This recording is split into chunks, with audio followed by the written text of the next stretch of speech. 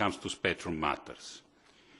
And we are looking at high priority objectives, and although it covers actions in the next 4 years, as Minister Ros-Perón has highlighted, it is a forward-looking approach what we are taking. So let me first of all explain what is our opinion about the contribution that spectrum can give to the 2020 vision. And to do so, let me first of all identify the goal.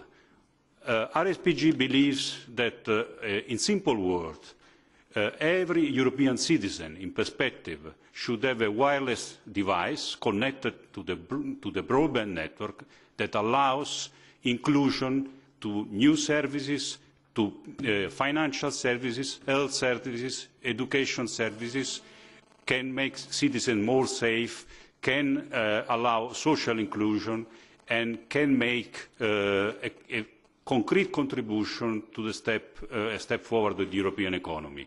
That's the objective. That's probably easy to say. And the point is where the problem is.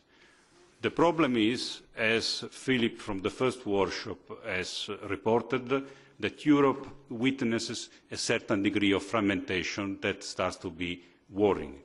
While preparing this speech, I received from Chairman Jankowski the US broadband plan.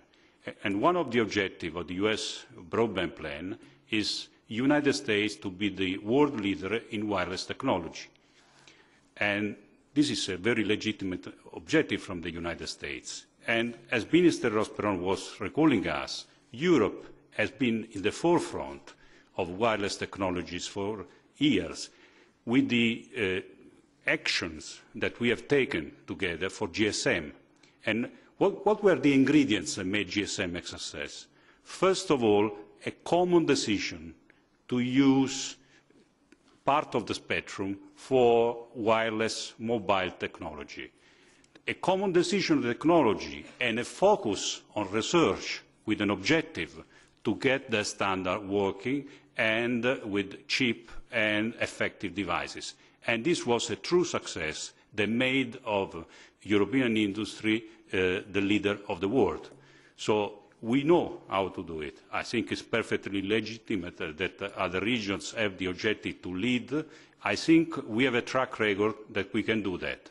And that's where we see actions that can be taken to maintain European leadership in wireless technology. First of all, focus in research. Focus our research effort to have it a strong link with sectoral policies and identify key technologies, enabling technologies that allows the full use of spectrum. Many have been mentioned through the workshop: cognitive radio, interference mitigation technologies, advanced transmission system. I think Europe has to focalise its effort in terms of technology. The second point that has been highlighted and RSPG recognises as a priority is to create economies of scope and scale in Europe. And the first and most important step in the short term is to look at digital dividend at 800 megahertz. RSPG believes that a coordinated use of the 800 megahertz all over Europe is the key to create economies of scale and scope for European industry to lead and to progress in terms of devices and applications.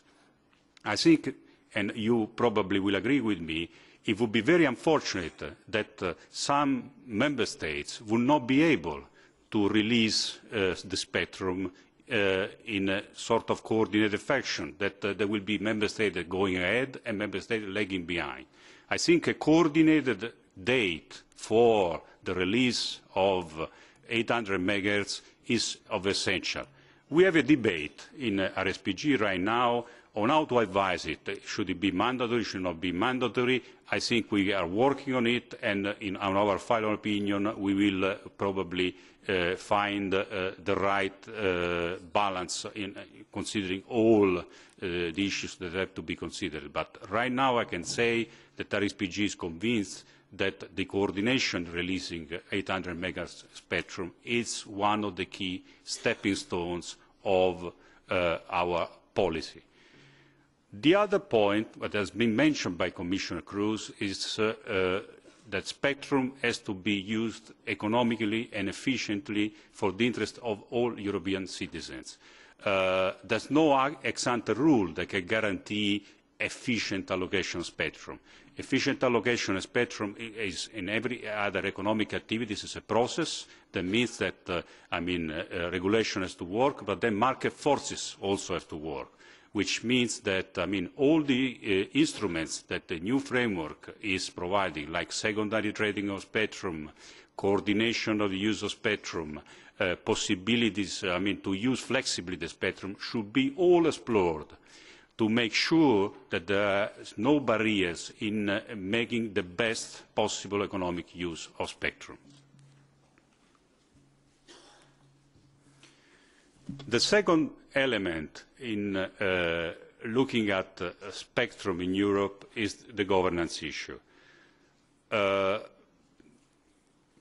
Commissioner Kroes said there should not be any legal or technical barrier to the use of spectrum. And RSPG is fully convinced of this. RSPG believes that all European countries should use the spectrum to the full extent. There should be an equitable use of spectrum. It is clear that it needs a lot of coordination and harmonisation inside Europe.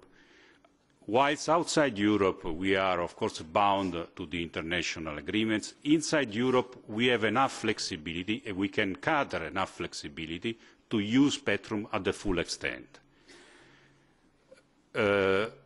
Some of you know that during my chairmanship in 2007 of the European Regulators Group, we started the reflection on how to improve economic regulation of telecom services, and this reflection has then led to the reform. I believe that, as a chairman of the group, and the group believes, that time has come to